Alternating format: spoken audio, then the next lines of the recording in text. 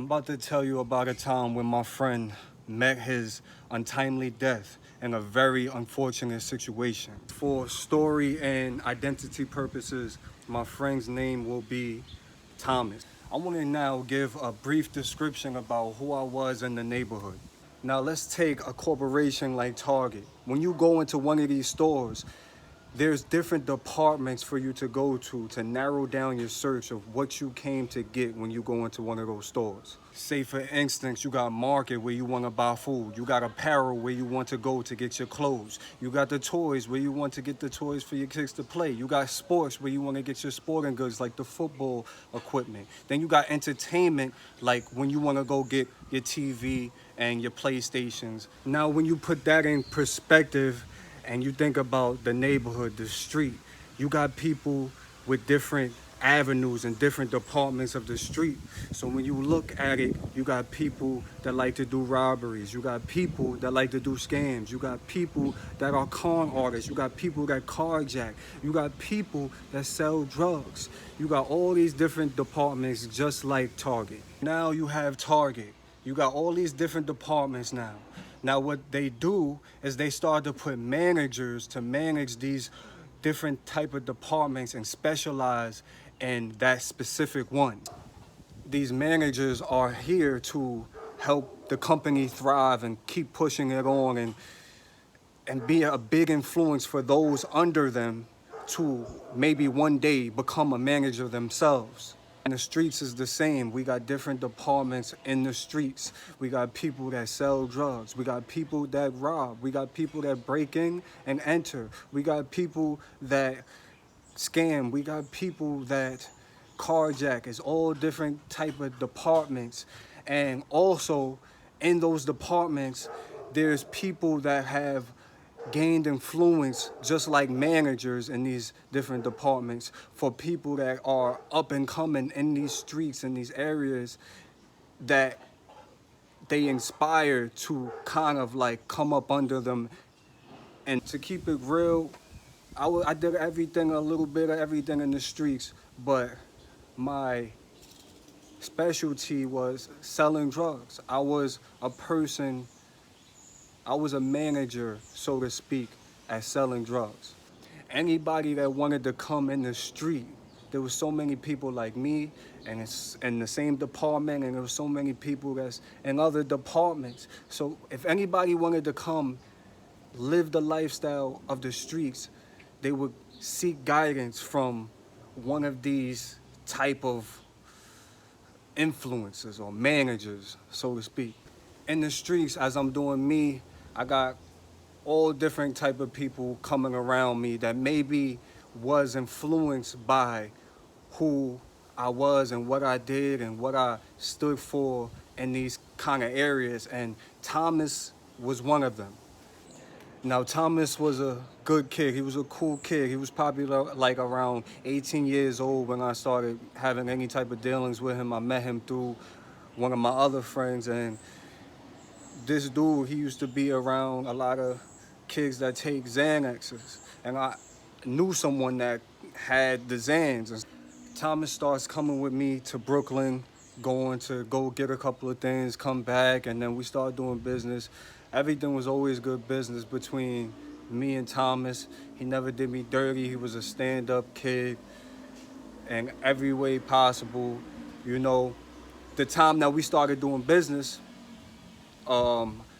this guy that I used to get the Xans from, he just kind of like disappeared, and I lost the connection. You feel me? So me and Thomas, our relationship wasn't so much more business. It was just like, what's up, man? How you doing? And those times kind of like passed. Our relationship we had now was now like, if these kids like that, they would have their ear to the street a lot, and they would be in all different type of crowds. So I would go to Thomas and them to see what's going on. Maybe I just got shot at.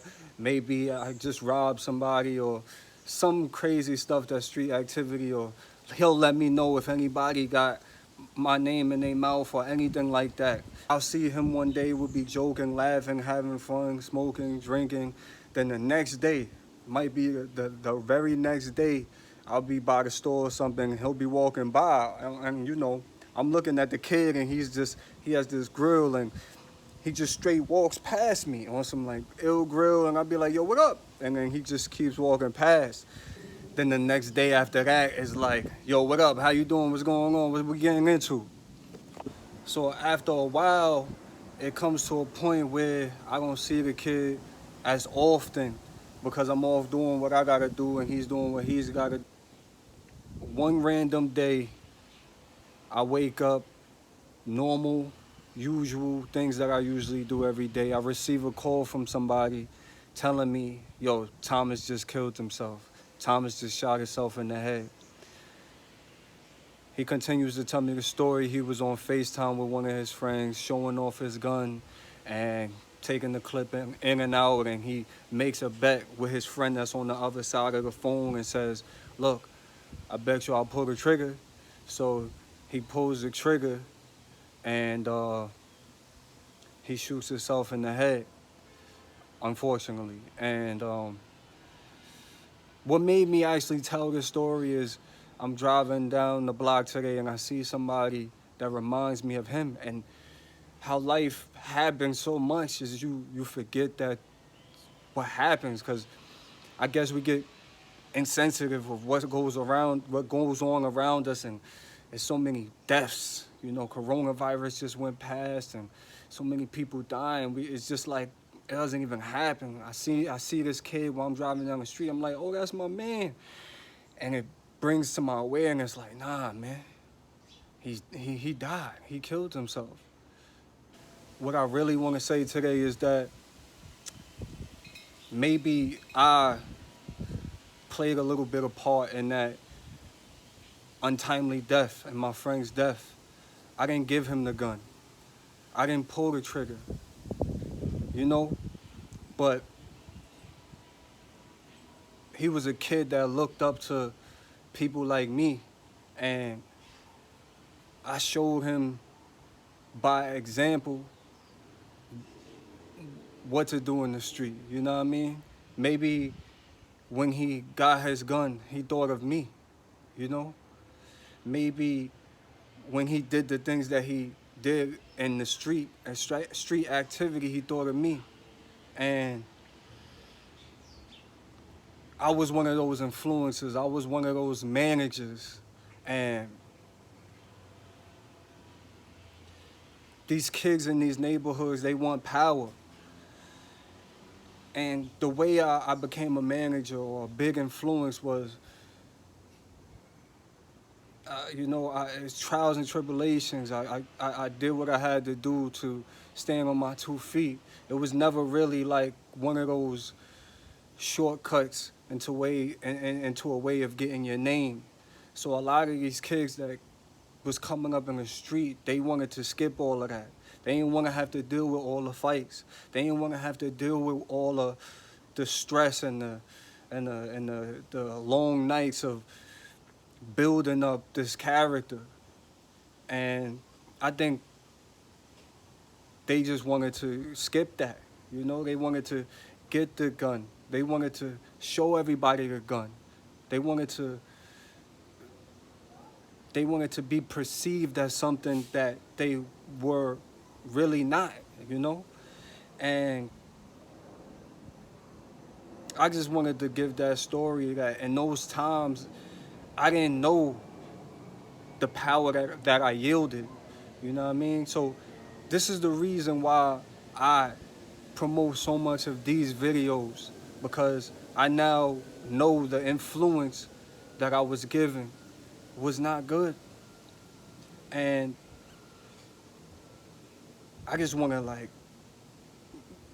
promote something better. I don't make the music I make before because maybe some kid one day might look at that music and say, this is what I want to be. And this is why I give out all this content of positivity, because I want to be a force of nature that's promoting and influencing something better rather than my past and my unconscious past, because I was unconsciously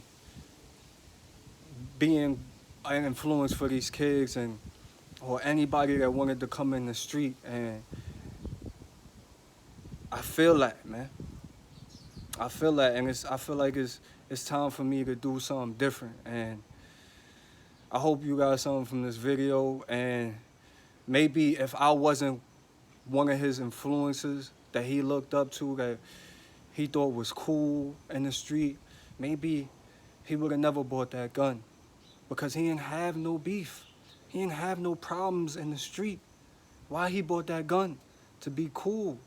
And I was one of the cool factors of the street that maybe I probably showed him the lifestyle. And he went down the road that none of us should have went down. Somebody influenced me. Somebody influenced me. Somebody influenced them. It's rap music, it's the culture. You know what I mean? I just want to be an influence for those to know that you could take a different path. Know that that's not what it is.